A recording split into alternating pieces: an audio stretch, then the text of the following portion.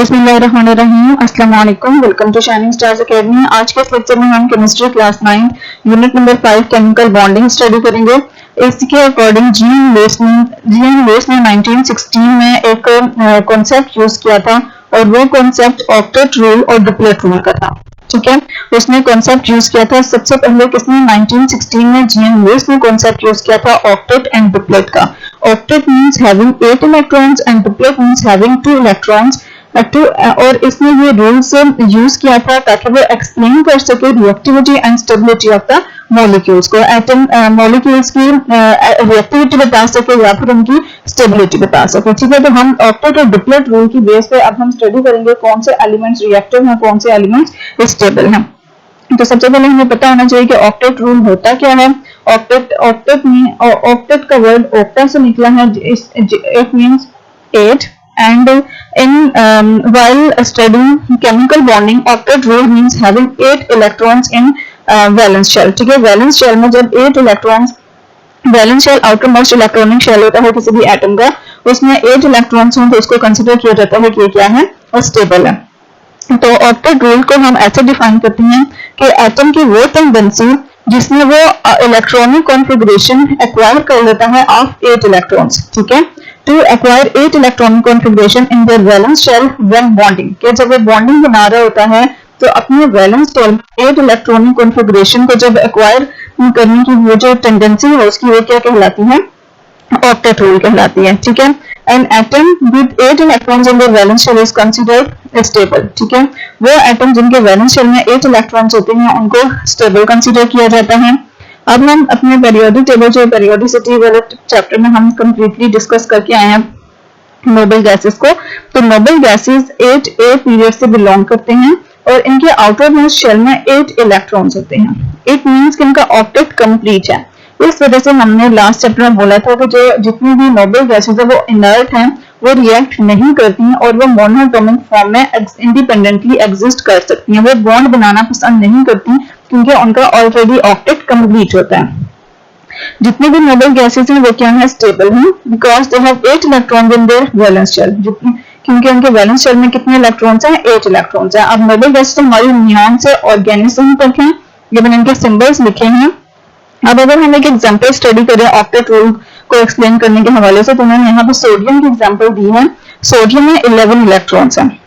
अगर हम इसकी इलेक्ट्रॉनिक कॉन्फ़िगरेशन देखें तो इलेक्ट्रॉनिक कॉन्फ़िगरेशन में जो वैलेंस शेल है उसमें कितने इलेक्ट्रॉन्स हैं, 1 इलेक्ट्रॉन है। ठीक है, अगर ये सोडियम इस इलेक्ट्रॉन का लॉस कर दे, ठीक है, जो 3s1 वाला इलेक्ट्रॉन है इसका ये लॉस कर दे, तो जो पीछे जो इसका शेल बचेगा उसमें कितने इलेक्ट्रॉन्स बन जाएंगे, 6 + 2 8 इलेक्ट्रॉन्स बन जाएंगे। मींस उसका ऑक्टेट कंप्लीट हो जाएगा। तो इस वजह से सोडियम की जब ये इलेक्ट्रॉनिक कॉन्फ़िगरेशन होगी उसका लास्ट इलेक्ट्रॉन जब 3s1 में होगा तो अनस्टेबल, रिएक्टिव और उसका इनकम्प्लीट ऑक्टेट होगा। ठीक है, लेकिन जैसे ही वो इलेक्ट्रॉन्स का लॉस करेगा तो वो Na+ आयन में चेंज हो जाएगा और Na+ आयन जैसे ही बनेगा तो उसकी इलेक्ट्रॉनिक कॉन्फ़िगरेशन कुछ इस तरह से हो जाएगी कि 3s1 खत्म हो जाएगा और हमारी अब उसका वैलेंस शेल 2s2 2p6 होगा जिसमें 2 + 6 8 इलेक्ट्रॉन्स हैं टोटल। और ये वाली जो इलेक्ट्रॉनिक कॉन्फ़िगरेशन है किससे रिजेंबल कर रही है,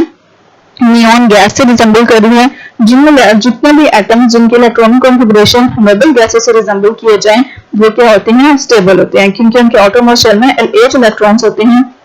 तो किसी भी एटम की वो टेंडेंसी जिसमें वो 8 इलेक्ट्रॉनिक कॉन्फ़िगरेशन रिक्वायर करता है बॉन्डिंग के दौरान उसको हम क्या बोलते हैं, ऑक्टेट रूल बोलते हैं। और हम कहते हैं कि जब भी किसी एलिमेंट के आउटर मोस्ट शेल में 8 इलेक्ट्रॉन्स हैं तो वो क्या होगा, स्टेबल होगा। हमारी जितनी भी नोबल गैसेस हैं वो स्टेबल हैं क्योंकि उनके आउटर मोस्ट शेल में 8 इलेक्ट्रॉन्स हैं, वो ऑक्टेट रूल को ओबे करती हैं। और जो दूसरे एलिमेंट्स हैं वो क्या करते हैं, अपने आखिरी इलेक्ट्रॉन्स का लॉस या फिर गेन करने के बाद अपना ऑक्टेट कंप्लीट करके बॉन्ड बनाते हैं और खुद को स्टेबल करते हैं। ठीक है, अच्छा जी, तो नेक्स्ट हम अपने सेकंड रूल की तरफ चलते हैं जो लुईस ने यूज किया, जिसकी बेस पर लुईस ने स्टेबिलिटी और रिएक्टिविटी को एक्सप्लेन किया था। वो क्या था, duplet rule. Duplet means having 2 electrons in the electronic valence electronic shell. ठीक है, जो वैलेंस इलेक्ट्रॉनिक शेल है उसमें जो कुछ एलिमेंट्स ऐसे हैं कि उसमें 2 इलेक्ट्रॉन्स हैं तो वो स्टेबल कंसिडर किए जाते हैं। और इसमें हमारे पास जो एलिमेंट्स आते हैं वो हाइड्रोजन है, हीलियम है और लिथियम है। ठीक है, ये वो एलिमेंट्स हैं जो डिप्लीट कंप्लीट करने के बाद, मतलब अपने वैलेंस शेल में 2 इलेक्ट्रॉनिक कॉन्फ़िगरेशन अटेन करने के बाद स्टेबल कंसीडर किए जाते हैं। अभी हम वन बाय वन इनको एक्सप्लेन करते हैं। पहले हम डिप्लीट रूल की डेफिनेशन देखते हैं।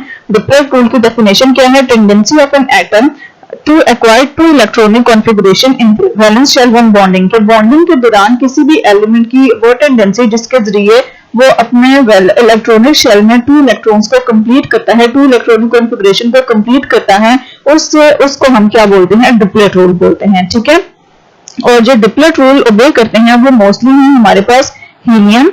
Helium has 2 electrons in the valence shell and is chemically inert. अगर हम हीलियम को देखें तो हीलियम का एटॉमिक नंबर 2 होता है। इट मींस कि it has 2 electrons in its valence shell. ये इसका हीलियम का न्यूक्लियस है, ये इसका वैलेंस शेल है, और वैलेंस शेल में कितने इलेक्ट्रॉन्स हैं? 2 इलेक्ट्रॉन्स हैं। तो हीलियम नोबल गैसेस में हमने टॉप पे रखा हुआ है, क्योंकि इसमें क्या, ये नोबल गैसेस की तरह खुद को इंडिपेंडेंट रखता है, मतलब किसी दूसरे एटम के साथ बॉन्ड नहीं बनाता और इनर्ट होता है बिल्कुल नोबल गैसेस की तरह। और बाकी जितनी भी नोबल गैसेस हैं वो ऑक्टेट रूल को ओबे करती हैं, लेकिन ये किसको ओबे करता है? डिप्लीट रूल को ओबे करता है। ठीक है, except all the noble gases obey octet rule except helium. ये ऑब्जेक्टिव्स के लिए आप लोगों की इंपॉर्टेंट है। हीलियम कौन सा रूल ओबे करता है? डिप्लीट रूल ओबे करता है। ठीक है, helium has 2 electrons in its outermost shell and obey Duplex rule. That's why it is considered as stable and is chemically inert. इसके अलावा जो एलिमेंट्स हीलियम के क्लोज हैं, पेरियोडिक टेबल में देखें तो जो हीलियम के क्लोज एलिमेंट्स हैं उसमें लिथियम, बेरिलियम और हाइड्रोजन आते हैं। ठीक है, लिथियम का एटॉमिक नंबर क्या होता है? 3। इसके पहले ये इसका न्यूक्लियस है, तो इसके पहले शेल में 2 इलेक्ट्रॉन्स जाते हैं और दूसरा शेल अगर हम ड्रॉ करें तो उसमें 1 इलेक्ट्रॉन जाता है।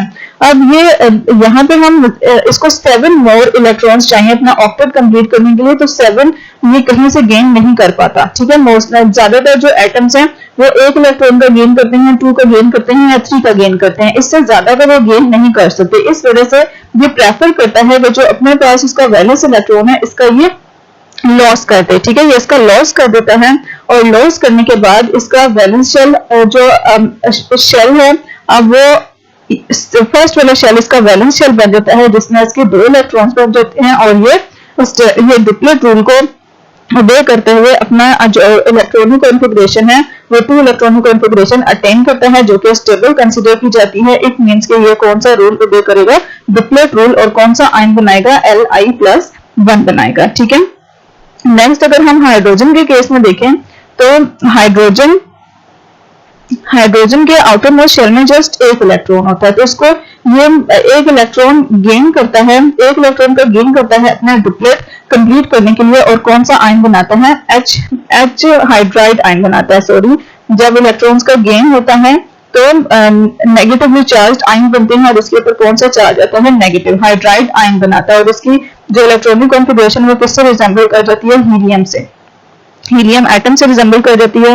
हीलियम एटम क्योंकि हम कंसीडर करते हैं, एक हमने स्टैंडर्ड लिया हुआ है कि उसके एटम में 2 इलेक्ट्रॉन्स है तो वो स्टेबल है, तो जो जितने भी एलिमेंट जिनकी इलेक्ट्रॉनिक कॉन्फ़िगरेशन हीलियम से रिजेंबल करेगी वो क्या हो जाएंगे? स्टेबल हो जाएंगे। ठीक है, इसके अलावा हमारे पास एक लास्ट एग्जांपल है बेरिलियम की। अगर हम बेरिलियम को देखें तो बेरिलियम के एटॉमिक शेल में 2 इलेक्ट्रॉन्स होते हैं और टोटल इसमें 4 इलेक्ट्रॉन्स होते हैं। अब ये इलेक्ट्रॉन्स का गेन नहीं करता है क्योंकि गेन इसे 6 करने पड़ेंगे ऑक्टेट कंप्लीट करने के लिए। ये प्रेफर करता है कि जो इसके आउटरमोस्ट शेल में इलेक्ट्रॉन्स हैं उनका ये लॉस कर दे। तो ये क्या करेगा? आउटरमोस्ट इलेक्ट्रॉन्स का लॉस कर देगा। 2 इलेक्ट्रॉन्स इसमें से निकल जाएंगे, माइनस हो जाएंगे, तो बेरिलियम का बाकी जो बच जाएगा वो एक ही शेल बचेगा जिसमें 2 इलेक्ट्रॉन्स होंगे। और इसकी ये जो इलेक्ट्रॉनिक कॉन्फ़िगरेशन है किससे रिजेंबल कर रही है? हीलियम से रिजेंबल कर रही है, मींस कि अब ये स्टेबल है। और ये कौन सा आयन बनाता है? Be+2 बनाता है। ठीक है, ये आप लोगों का सारा डिप्लीट के हवाले से था। यहाँ पे इन्होंने लिथियम की एग्जांपल से दी हुई है जिसमें उसकी वैलेंस इलेक्ट्रॉनिक कॉन्फ़िगरेशन 2s1 जो कि अनस्टेबल है, ये इस इलेक्ट्रॉन का लॉस कर देता है, ये शेल खत्म हो जाता है और हमारे पास 1s2 की स्टेबल इलेक्ट्रॉनिक कॉन्फ़िगरेशन आ जाती है जो कि हीलियम से रिजेंबल करती है। ठीक है, ये आप लोगों का ऑक्टेट और डुप्लेट रूल की वेलोसिटी उम्मीद करती हूँ आपको समझ आएगा, ये ज्यादा मुश्किल नहीं है। नेक्स्ट है why do atoms react, react क्यों करते हैं, ये इस बारे में हमारी बात हो चुकी है कि एटम्स स्टेबिलिटी गेन करने के लिए या अपनी करीबी नोबल गैस के इलेक्ट्रॉनिक कॉन्फ़िगरेशन अटेन करने के लिए, उनकी इलेक्ट्रॉन उन जैसी इलेक्ट्रॉनिक कॉन्फ़िगरेशन एक्वायर करने के लिए एटम्स जो हैं वो रिएक्ट करते हैं। क्योंकि वो नोबल गैसेस हमारे पास स्टैंडर्ड हैं, वो इनर्ट हैं, वो स्टेबल हैं, वो रिएक्ट नहीं करती। ठीक है, तो जितने भी एलिमेंट जिनकी इलेक्ट्रॉनिक कॉन्फ़िगरेशन नोबल गैस के सिमिलर हो जाए तो वो वाले क्या हो जाते हैं, स्टेबल हो जाते हैं। तो एटम्स जैसे अदर देन नोबल गैसेस के अलावा जितने भी एटम्स हैं उनमें ग्रेट टेंडेंसी होती है to react with other elements. ठीक है, दीज एलिमेंट्स आर रिएक्टिव, ये एलिमेंट्स रिएक्टिव क्यों होते हैं, because they tend to gain stability, क्योंकि उन्हें खुद को स्टेबलाइज करना होता है बाय लूजिंग और गेनिंग इलेक्ट्रॉन्स। ठीक है, इलेक्ट्रॉन्स का लॉस या गेन करके उन्होंने खुद को किसी न किसी तरह से स्टेबलाइज करना होता है, और इस टेंडेंसी के बायस वो क्या कहलाते हैं, रिएक्टिव कहलाते हैं। अब वो रिएक्ट इसी वजह से करते हैं क्योंकि उन्हें खुद को स्टेबलाइज करने के लिए उस इलेक्ट्रॉन को या तो किसी को देना पड़ता है या फिर किसी से लेना पड़ता है। व्हेन एटम गेन और loose electrons they acquire the electronic configuration of the next noble gas. जब भी कोई एटम इलेक्ट्रॉन का लॉस या गेन करता है तो उसकी जो इलेक्ट्रॉनिक कॉन्फ़िगरेशन है वो किससे रिजेंबल करती है, नोबल गैस से। और नोबल गैस इलेक्ट्रॉनिक कॉन्फ़िगरेशंस क्या होती हैं, स्टेबल होती हैं। तो इस वजह से एटम्स रिएक्ट करते हैं ताकि वो इलेक्ट्रॉन्स का गेन या लॉस करने के बाद noble gas electronic configuration attain करके खुद को स्टेबलाइज कर सकें। ठीक है, ये है why do atoms react. Next हमारे पास है इलेक्ट्रोपॉजिटिव एलिमेंट्स। इलेक्ट्रोपॉजिटिव एलिमेंट्स वो एलिमेंट्स होते हैं जिनमें टेंडेंसी होती है to lose electrons from their outermost shell in order to become stable. ठीक है, इलेक्ट्रोपॉजिटिव एलिमेंट्स को हम कैसे डिफाइन करते हैं, वो एलिमेंट्स जिनमें टेंडेंसी होती है कि वो इलेक्ट्रॉन्स का लॉस करते हैं। ठीक है, मतलब जिसमें भी टेंडेंसी होगी इलेक्ट्रॉन का लॉस करने की वो इलेक्ट्रोपॉजिटिव इन नेचर होगा। और दूसरे इसकी अल्टरनेट टर्म इलेक्ट्रोनेगेटिव यूज होती है, जिसका मतलब है कि किसी भी एटम में जो इलेक्ट्रॉन गेन करने की टेंडेंसी होती है वो उसको क्या बनाती है, इलेक्ट्रोनेगेटिव बनाती है। ठीक है, तो जो इलेक्ट्रोपॉजिटिव एलिमेंट्स है वो मोस्टली क्या होते हैं, मेटल्स होते हैं। ठीक है, मेटल्स में टेंडेंसी होती है वो इलेक्ट्रॉन्स का लॉस करें फ्रॉम देयर आउटरमोस्ट शेल और क्या हो जाए, स्टेबल हो जाए। This tendency is called electropositivity, इस टेंडेंसी को हम इलेक्ट्रोपॉजिटिविटी बोलते हैं, और एलिमेंट्स को हम इलेक्ट्रोपॉजिटिव एलिमेंट्स बोलते हैं। ठीक है, इलेक्ट्रोपॉजिटिव में आपने याद रखना है जितने भी मेटल्स हैं वो सारे के सारे क्या हैं, इलेक्ट्रोपॉजिटिव हैं, क्योंकि उन्हीं में जो स्टेबिलिटी होती है वो इलेक्ट्रॉन का लॉस करें और स्टेबल इलेक्ट्रॉनिक कॉन्फ़िगरेशन एक्वायर कर लें। ठीक है, most metal atoms loose electrons and form cation, electrons का लॉस करते हैं और क्या बना देते हैं, कैटायन।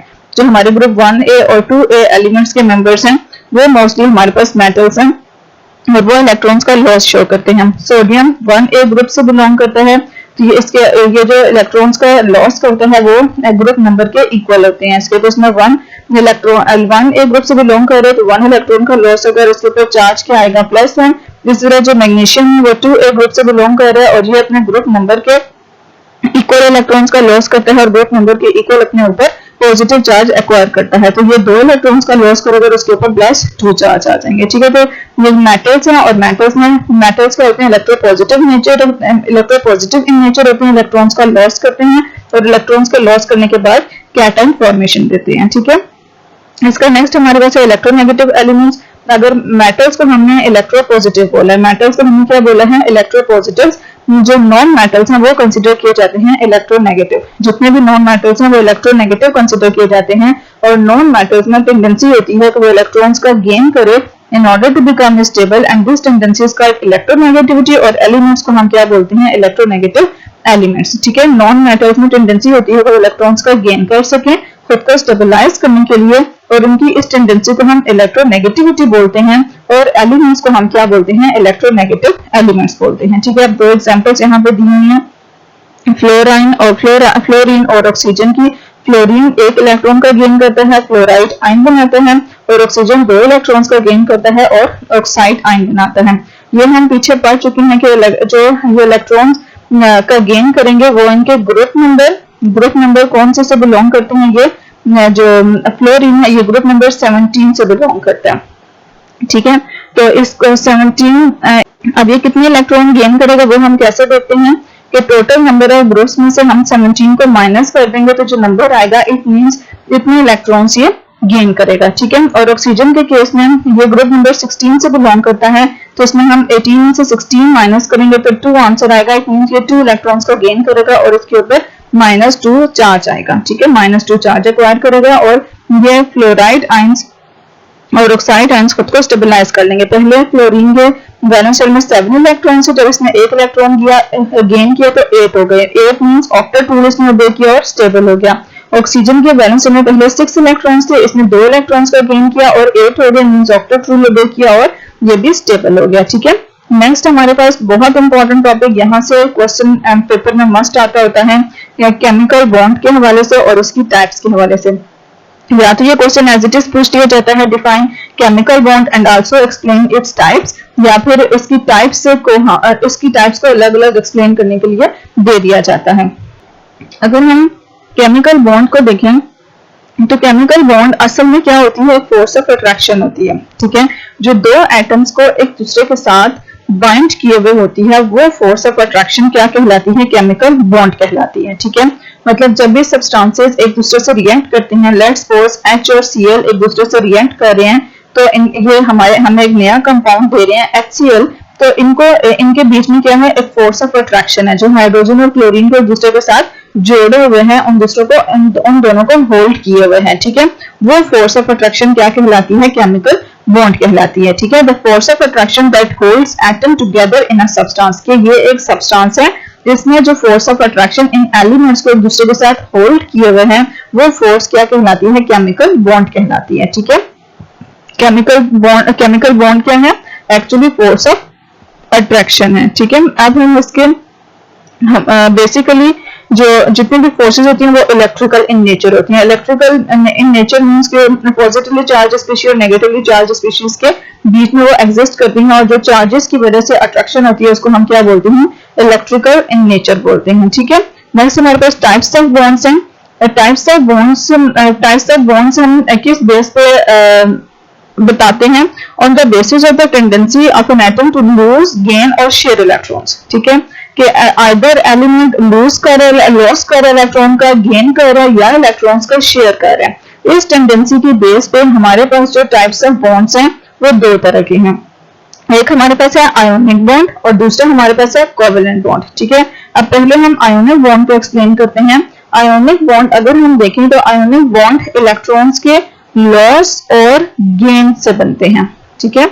या तो इसमें इलेक्ट्रॉन का गेन होता है या फिर इलेक्ट्रॉन्स का लॉस होता है, और एक एटम जो है वो इलेक्ट्रॉन का लॉस करता है और दूसरा एलिमेंट वो इलेक्ट्रॉन एक्सेप्ट कर लेता है। और इस तरह से जो दोनों स्पीशीज हैं, एक के ऊपर पॉजिटिव चार्ज आता है, एक के ऊपर नेगेटिव चार्ज आ जाता है, और वो वाले जो चार्जेस हैं उनकी वजह से इलेक्ट्रोस्टैटिक अट्रैक्शन डेवलप होती है उन दोनों एलिमेंट्स के बीच में, और वो एक दूसरे के साथ स्ट्रांगली बाउंड हो जाते हैं, जिसको हम क्या बोलते हैं, आयोनिक बॉन्ड बोलते हैं, ठीक है। तो आयोनिक बॉन्ड किसके बीच में बनता है, एनाइन और कैटाइन के बीच में बनता है। ये चीज आप लोगों ने याद रखनी है। Ionic bonds are formed between two atoms, दो एटम्स के बीच में बनता है। When one atom loses electron to form cation, एक एटम इलेक्ट्रॉन्स का लॉस करता है और कैटाइन बन जाता है, ठीक है। And the other atom gain this electron, और जो दूसरा एटम है वो इस वाले इलेक्ट्रॉन का गेन करता है और क्या बना देता है, एनाइन बना देता है, ठीक है।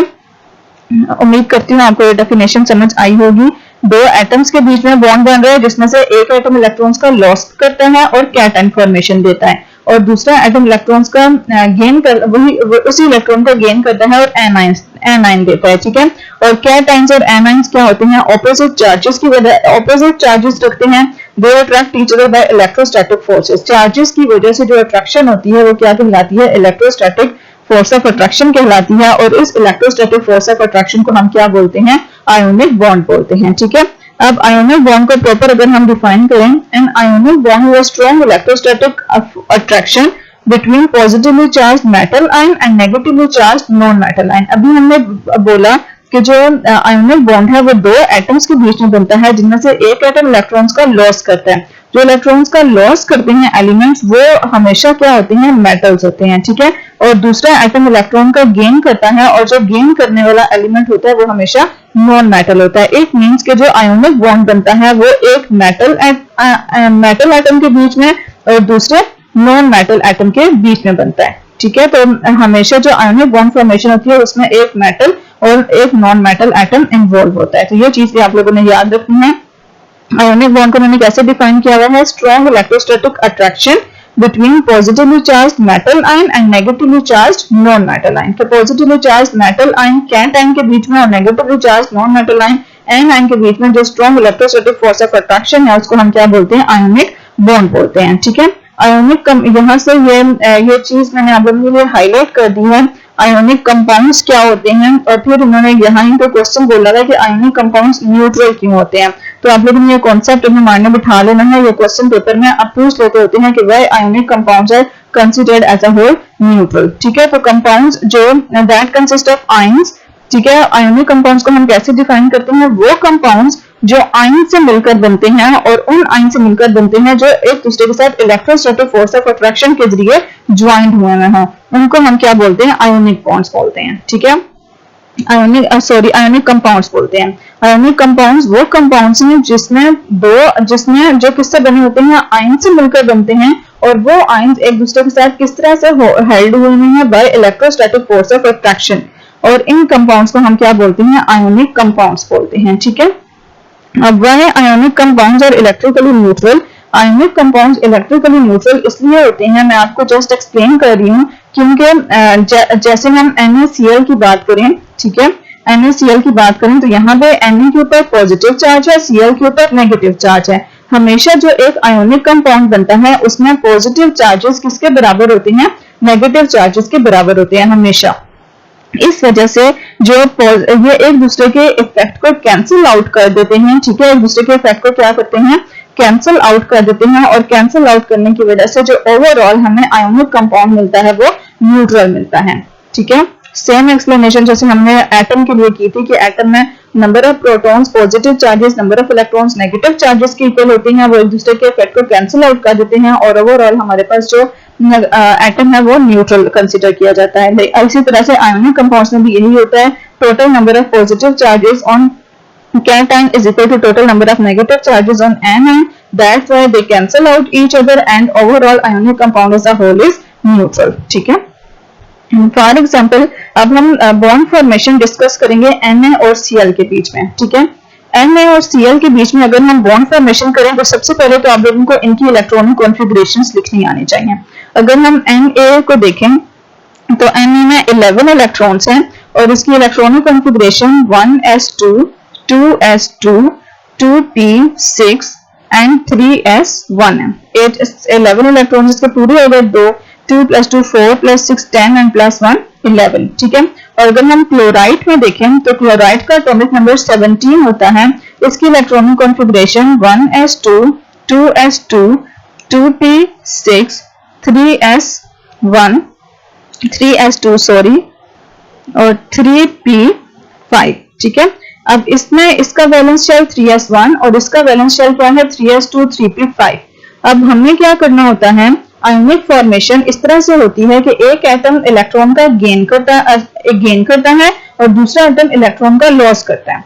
जो गेन करता है वो हमारे पास नॉन मेटल होता है, यहाँ पे क्लोराइड हमारे पास नॉन मेटल है, तो इट मींस ये इलेक्ट्रॉन का क्या करेगा, गेन करेगा, और सोडियम हमारे पास मेटल है, ये इलेक्ट्रॉन का लॉस करेगा। अब यहाँ से देखें, इसके आउटर मोस्ट शेल में एक इलेक्ट्रॉन है, ये इसका लॉस कर दे तो बाकी ये वाला वैलेंस शेल कंप्लीट ऑक्टेट के साथ होगा, मींस इसमें तीनों 8 इलेक्ट्रॉन्स कंप्लीट होंगे तो ये वाला स्टेबल बन जाएगा। केमिकल बॉन्डिंग होती है स्टेबिलिटी गेन करने के लिए, ये इसका लॉस करने के बाद ये स्टेबल हो जाएगा, और जो सोडियम से ये इलेक्ट्रॉन का लॉस होगा वो क्लोराइड आयन गेन कर लेगा, और क्लोराइड आयन गेन करेगा तो उसके 2p5 के बजाय कितने इलेक्ट्रॉन्स हो जाएंगे, 2p6 हो जाएंगे, और 6 + 2 उसके आउटर मोस्ट शेल में 8 इलेक्ट्रॉन्स कंप्लीट हो जाएंगे। इट मींस के उन दोनों का ऑक्टेट कंप्लीट हो जाएगा। ठीक है, ये इसकी इलेक्ट्रॉनिक कॉन्फ़िगरेशन की बेस पे था। अब हम इसकी बोहर्स मॉडल के थ्रू एक्सप्लेनेशन करते हैं, या electron dot and cross structure के थ्रू उसकी फॉर्मेशन करते हैं। लेट्स सपोज ये मेरे पास क्या है, सोडियम है। सोडियम के पहले शेल में 2 इलेक्ट्रॉन्स, ठीक है, दूसरे शेल में इसके होते हैं 1 2 3 4 5 6 7 8 इलेक्ट्रॉन्स। ये हमारे पास सोडियम का बोहर्स मॉडल हमने ड्रा किया, इसके साथ हमारे पास किसका रिएक्शन हो रहा है, हम आयनिक बॉन्ड फॉर्मेशन Na और Cl के बीच में कर रहे हैं। ये हमारे पास क्लोराइड, और क्लोराइड आयंस के हमको जो क्लोराइड आयन है उसके इलेक्ट्रॉन्स को हम क्रॉस से शो करते हैं, ठीक है। मतलब डिस्टिंग्विश करने के लिए सोडियम के इलेक्ट्रॉन्स को डॉट से और क्लोराइड को क्रॉस से। पहले शेल में इसके 2 इलेक्ट्रॉन्स हो गए, दूसरे शेल में इसके 8 इलेक्ट्रॉन्स हो गए, और आखिरी शेल अगर हम देखें तो क्लोरीन के आखिरी शेल में 7 इलेक्ट्रॉन्स हैं, 1 2 3 4 5 6 एंड 7। अब सोडियम ये वाला इलेक्ट्रॉन लॉस करेगा तो रिमेनिंग इसका ऑक्टेट कंप्लीट हो जाएगा, और जो क्लोराइड है वो ये वाला इलेक्ट्रॉन गेन करेगा और इसके 7 के बजाय 8 इलेक्ट्रॉन्स हो जाएंगे वैलेंस शेल में, जिससे इसका भी ऑक्टेट कंप्लीट हो जाएगा और दोनों क्या हो जाएंगे, स्टेबल हो जाएंगे। अब यहाँ से जो सोडियम का इलेक्ट्रॉन रिमूव होगा वो क्लोराइड आयन में हम डॉट से शो करेंगे, जिससे पता चलेगा कि इसका अपना इलेक्ट्रॉन है बल्कि सोडियम का इलेक्ट्रॉन है। इस तरह से एक इलेक्ट्रॉन के लॉस के बाद सोडियम के ऊपर +1 चार्ज और क्लोराइड के ऊपर -1 चार्ज आ जाएगा, और इस तरह से इन दोनों के बीच में electrostatic force of attraction develop हो जाएगी, और उस इलेक्ट्रोस्टैटिक फोर्स ऑफ अट्रैक्शन की वजह से ये दोनों आइटम्स एक दूसरे के साथ जुड़े रहेंगे। इट मींस के इनके बीच में कौन सा बॉन्ड बना है, आयोनिक बॉन्ड बना है, ठीक है। अब यहाँ पे जो मैंने डायग्राम ड्रॉ की है उसके अकॉर्डिंग देखते हैं। सोडियम का अगर हम सोडियम का बहुत स्ट्रक्चर देखें जिसके आउटर शेल में 1 इलेक्ट्रॉन, और सोडियम के क्लोराइड के आउटर शेल में 7 इलेक्ट्रॉन्स हैं। इसको अपना ऑक्टेट कंप्लीट करने के लिए ये वाला इलेक्ट्रॉन चाहिए, ये इससे ले लेता है। यहाँ पे ये हमने सोडियम का इलेक्ट्रॉन मेंशन कर दिया। इसका आखिरी शेल जो है ये इलेक्ट्रॉन लॉस करने के बाद खत्म हो जाएगा, और जो इनर शेल है उसके पास अब 8 इलेक्ट्रॉन्स कंप्लीट हैं। इसके ऊपर चार्ज +1 और उसके ऊपर चार्ज -1। अब हर सोडियम क्लोराइड जब बनता है तो उसमें सोडियम और जो क्लोराइड की रेशियो, सोडियम और क्लोराइड की जो रेशियो होती है वो 1:1 होती है। मींस हर सोडियम एटम को एक क्लोराइड आयन चाहिए होता है अपना एक स्टेबल आयोनिक बॉन्ड बनाने के लिए, ठीक है।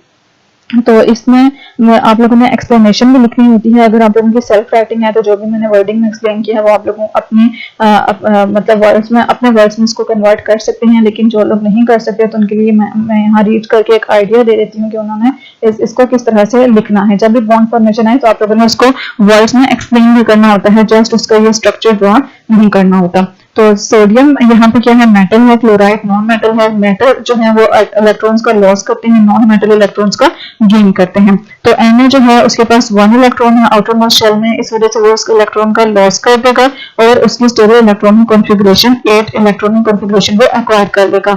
और जो क्लोराइड है वो 7 इलेक्ट्रॉन्स है उसके आउटर मोस्ट शेल में, वो उसे 1 इलेक्ट्रॉन चाहिए अपना ऑक्टेट कंप्लीट करने के लिए, so it gains 1 electron lost by sodium. तो सोडियम ने जो 1 इलेक्ट्रॉन लॉस किया वो ये गेन कर लेगा और क्या बना देगा, Cl नेगेटिव आयन बना देगा। तो ये आप लोगों ने अपने वर्ड्स में जरूर लिखना है। नेक्स्ट हम मैग्नीशियम क्लोराइड को जो मैं एक्सप्लेन कर रही हूँ, ये बच्चे यहाँ पे बहुत बड़ी मिस्टेक करते हैं, लेकिन आप लोगों ने ये मिस्टेक अवॉइड करनी है। जो मैं आप लोगों को बोल रही हूँ बातें आप लोगों ने और से सुननी और समझनी है। अगर हम यहाँ पे आप आयनिक बॉन्ड फॉर्मेशन हमने करनी है मैग्नीशियम और फ्लोरीन की, ठीक है। तो पहले हम मैग्नीशियम और फ्लोराइड की इलेक्ट्रॉनिक कॉन्फ़िगरेशन लिखते हैं। मैग्नीशियम का एटॉमिक नंबर 12, फ्लोराइड का होता है 9। तो ये हो जाएगा 1s2 2s2 2p6 3s2, ठीक है। ये मैग्नीशियम की इलेक्ट्रॉनिक कॉन्फ़िगरेशन, और फ्लोरीन की होगी 1s2 2s2 एंड 2p5, ठीक है।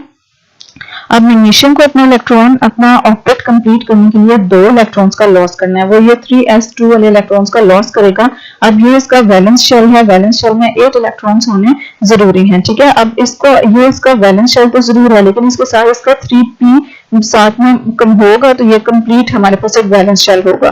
तो अब 3p हमारा एम्प्टी है, तो इट मींस कि इसका भी ऑक्टेट कंप्लीट नहीं है, तो ये इसको ऑक्टेट कंप्लीट करने के लिए 6 इलेक्ट्रॉन्स का गेन करना है। तो 6 इलेक्ट्रॉनों से कोई भी नहीं दे सकता, इस वजह से ये क्या करेगा, जो अपने 2s2 के इलेक्ट्रॉन्स है इनका लॉस कर देगा, और लॉस करने के बाद जो इसका शेल बचेगा उसमें 8 इलेक्ट्रॉन्स हो जाएंगे जो कि स्टेबल हो जाएंगे, ठीक है।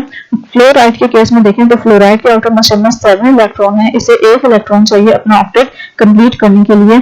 तो मैग्नीशियम से ये क्या करेगा, 1 इलेक्ट्रॉन एक्सेप्ट करेगा, लेकिन चूंकि मैग्नीशियम एटम 2 इलेक्ट्रॉन्स का लॉस कर रहा है तो 1 इलेक्ट्रॉन तो इस फ्लोराइड आयन के पास चला जाएगा, तो दूसरा इलेक्ट्रॉन भी हमने कहीं ना कहीं उसको एडजस्ट करना है।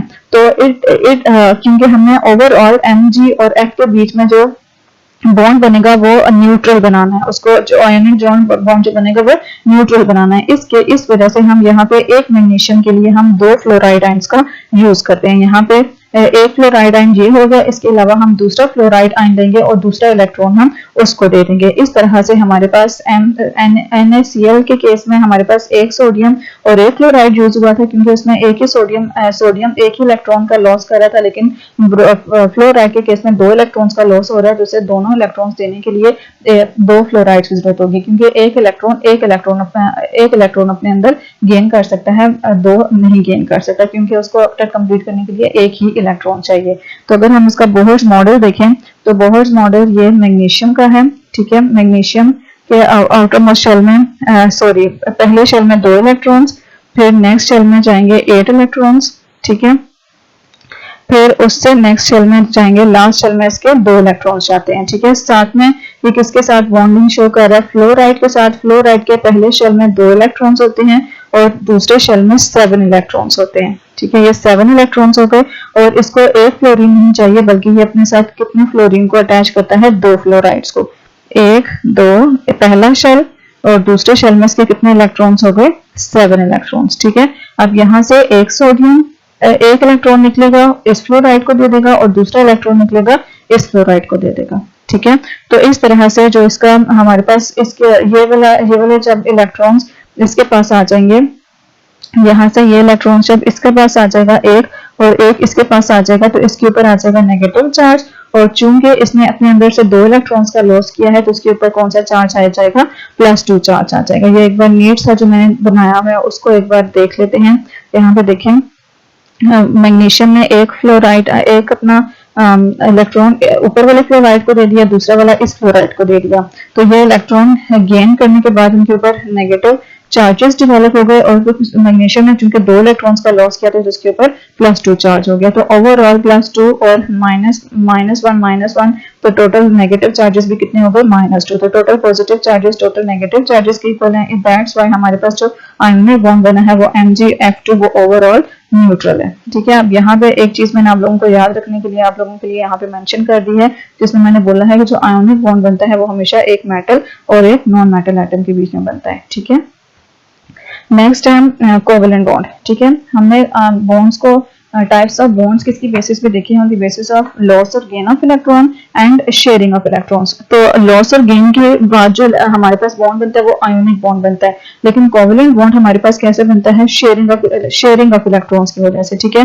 और जो कोवेलेंट बॉन्ड बनता है वो हमेशा 2 नॉन मेटल एटम्स के बीच में बनता है। अब ये जो 2 नॉन मेटल एटम्स हैं ये सेम भी हो सकते हैं, या फिर 2 नॉन मेटल एटम्स डिफरेंट भी हो सकते हैं, जिनके बीच में कोवेलेंट बॉन्ड बन रही है। आगे हम डिटेल में पढ़ेंगे। अब अभी हम देखते हैं कोवेलेंट बॉन्ड का इंट्रो और उसकी डेफिनेशन।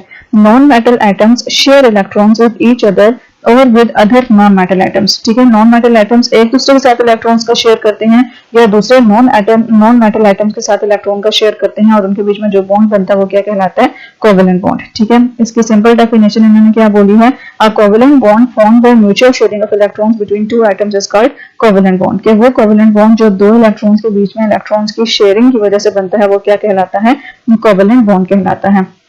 अब कोवेलेंट बॉन्ड में अगर हम देखें, जैसे हाइड्रोजन, एक हमारे पास ये हाइड्रोजन एटम है, ये दूसरा हाइड्रोजन एटम है, इसके पास भी एक इलेक्ट्रॉन है, इसके पास भी एक इलेक्ट्रॉन है, ये दोनों शेयरिंग करते हैं, और शेयरिंग के बाद ये इनके जो आउटर ये इसका वैलेंस शेल है, ये इसका वैलेंस शेल है, तो इनके वैलेंस शेल एक दूसरे के साथ ओवरलैप कर देते हैं, ठीक है। तो ओवरलैपिंग के बाद ये एक हाइड्रोजन, ये दूसरा हाइड्रोजन, और जो शेयर्ड इलेक्ट्रॉन पेयर है वो हम इस ओवरलैप रीजन में शो कर देते हैं। ये 2 इलेक्ट्रॉन्स मींस एक इलेक्ट्रॉन एक हाइड्रोजन का, दूसरा इलेक्ट्रॉन दूसरे हाइड्रोजन का। अब यहाँ पे जो इलेक्ट्रॉन्स हैं वो नेगेटिव चार्ज हैं, और जो न्यूक्लियस का हाइड्रोजन का न्यूक्लियस है वो पॉजिटिव चार्ज है। तो इलेक्ट्रॉन्स और न्यूक्लियस के बीच में क्या होगी, electrostatic force of attraction develop होगी, जिसकी वजह से दोनों न्यूक्लियस एक दूसरे के साथ हेल्ड हुए हैं स्ट्रॉन्गली, ठीक है। तो इस तरह की अट्रैक्शन ये भी इलेक्ट्रोस्टैटिक फोर्स ऑफ अट्रैक्शन है, और इस वाली अट्रैक्शन को कोवेलेंट बॉन्ड कहते हैं, ठीक है, जो इलेक्ट्रॉन और न्यूक्लियस के बीच में होती है। और यही बातें यहाँ पे मेंशन हुई हैं। नेक्स्ट हमारे पास टाइप्स ऑफ बॉन्ड्स हैं।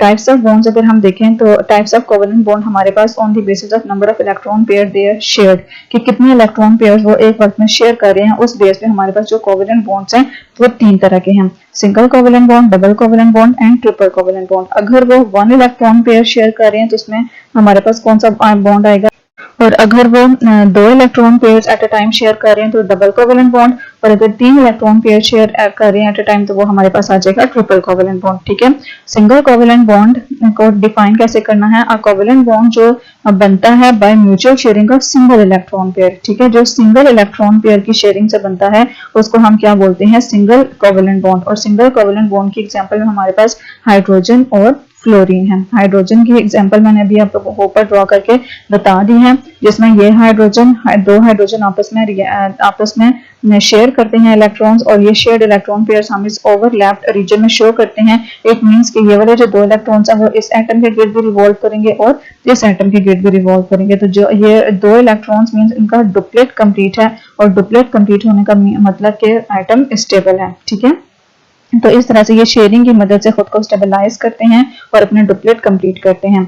और इनको हम इस तरह से भी लिख सकते हैं कि हाइड्रोजन के बीच में बॉन्ड बन रहा है, और किसकी वजह से बन रहा है, एक इलेक्ट्रॉन की शेयरिंग की वजह से, एक इलेक्ट्रॉन पेयर की शेयरिंग की वजह से बन रहा है। और जो इलेक्ट्रॉन पेयर उसको हमने डॉटेड लाइन से शो कर दिया, या फिर एक रिप्रेजेंटेशन इसकी ये भी है कि हम उसको सॉलिड लाइन से शो करें। और जो एक सॉलिड लाइन होती है ये 2 डॉट्स मींस 2 इलेक्ट्रॉन्स के बराबर होती है। ठीक है, ये चीजें आप लोगों ने याद रखनी है। नेक्स्ट फ्लोरीन की फॉर्मेशन है। फ्लोरीन की फॉर्मेशन अगर हम देखें तो जब भी हम कोवेलेंट बॉन्ड ड्रॉ करते हैं तो हम वैलेंस शेल को जस्ट देखते हैं, जो अंदर वाले शेल्स होते हैं उनको हम इग्नोर कर देते हैं। तो फ्लोरीन के आउटर मोस्ट शेल में 7 इलेक्ट्रॉन्स होते हैं, 1 2 3 4 5 6 एंड 7।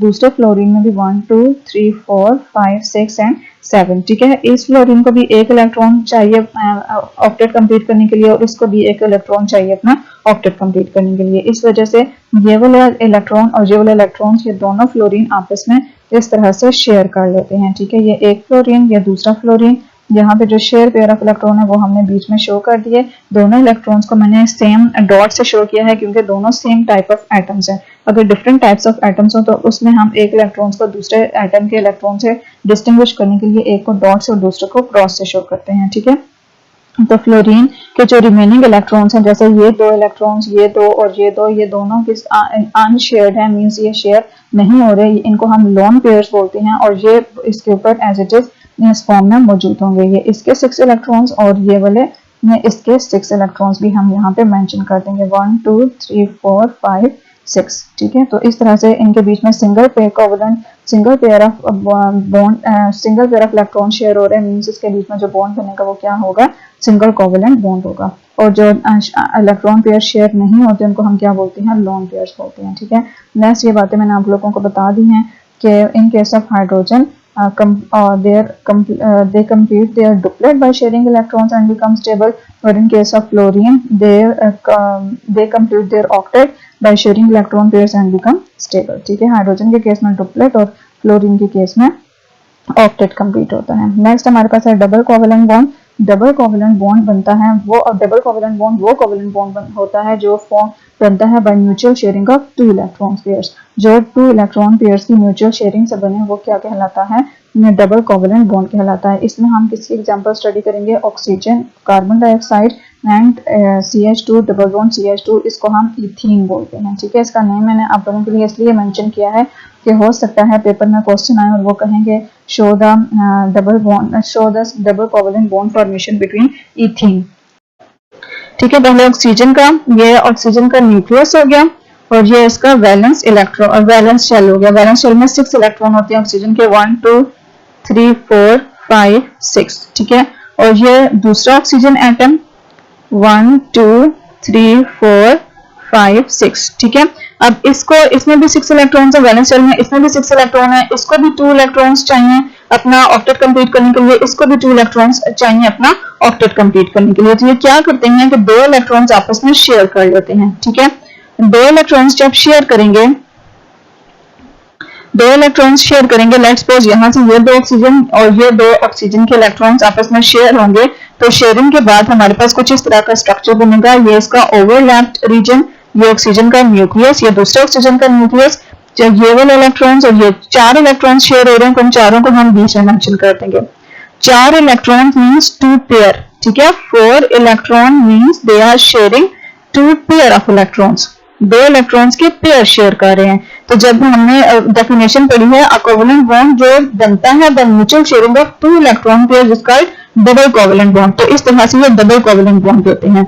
अब इसमें जो इलेक्ट्रॉन पेयर शेयर नहीं हो रहे उनको हम क्या बोलते हैं, लोन पेयर बोलते हैं। और वो lone pair as it is यहाँ पे हम मेंशन कर देंगे।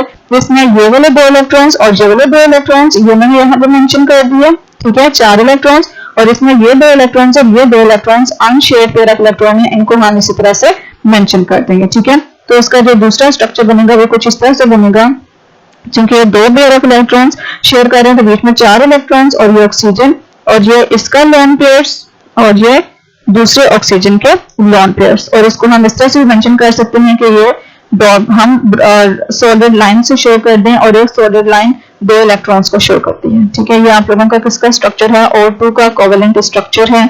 उम्मीद करती हूँ आपको समझ आ गया होगा।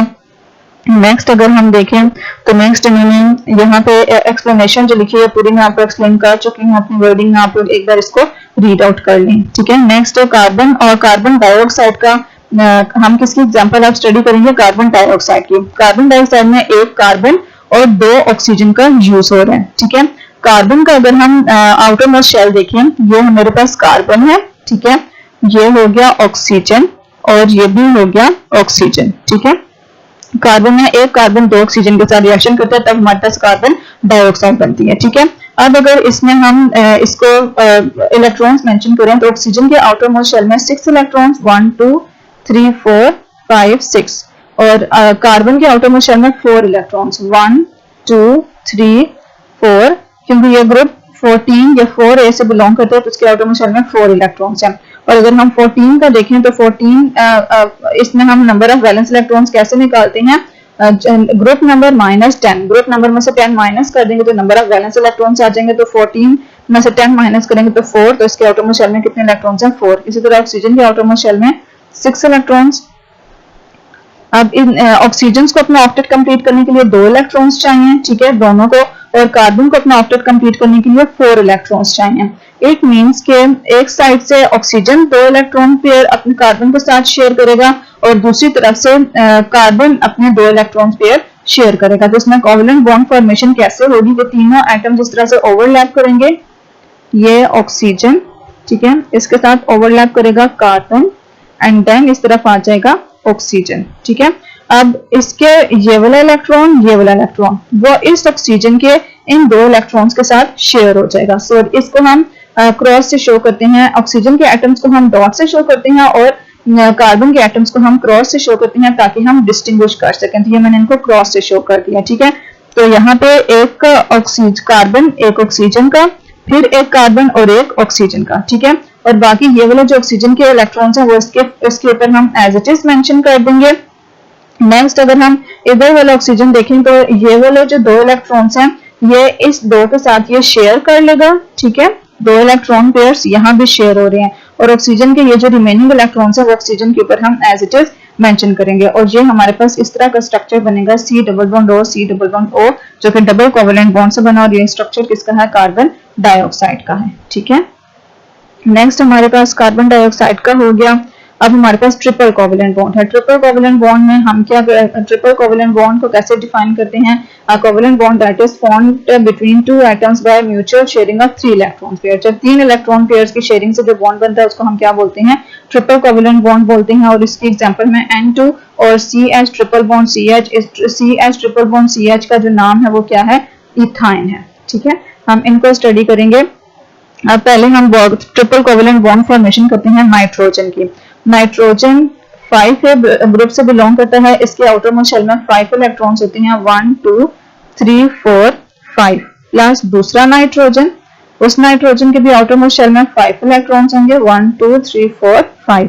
अब इसको भी कितने इलेक्ट्रॉन्स चाहिए, 3 इलेक्ट्रॉन्स चाहिए अपना ऑक्टेट कंप्लीट करने के लिए और इसको भी कितने चाहिए, 3 इलेक्ट्रॉन्स चाहिए। तो ये क्या करते हैं, एक नाइट्रोजन भी 3 इलेक्ट्रॉन्स आपस में शेयर कर लेते हैं और दूसरा इलेक्ट्रॉन भी उस अपने 3 इलेक्ट्रॉन शेयर कर लेता है और हमारे पास ये कितने बच जाते हैं, ये इस तरह से इसकी बॉन्ड फॉर्मेशन हो जाती है।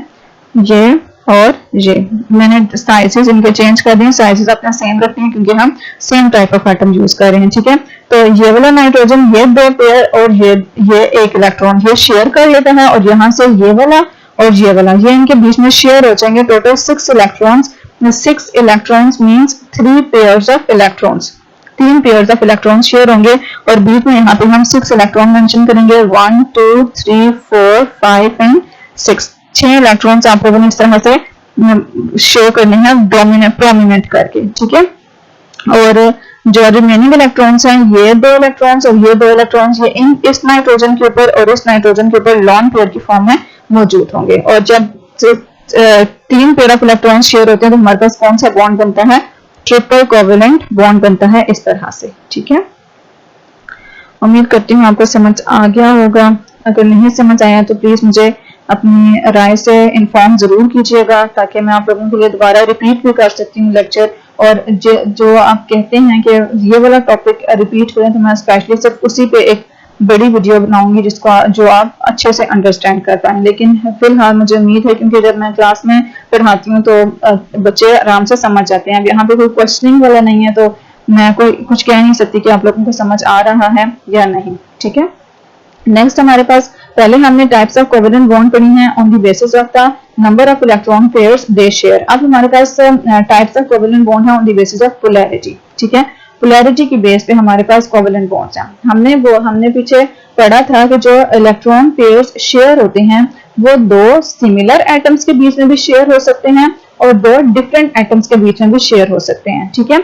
अब जैसे हम नाइट्रोजन के केस में पढ़ रहे हैं, तो नाइट्रोजन में जो इलेक्ट्रॉन पेयर शेयर हुए हैं 2 सेम एटम्स के बीच में, नाइट्रोजन और नाइट्रोजन के बीच में शेयर हुए हैं, ठीक है। तो जब इस तरह से सेम एटम्स के बीच में इलेक्ट्रॉन शेयर हुआ हो, तो जो दोनों एटम्स हैं वो न्यूक्लियस को बराबर फोर्स के साथ अपनी तरफ एक दूसरे की तरफ अट्रैक्ट कर रहे होते हैं, ठीक है।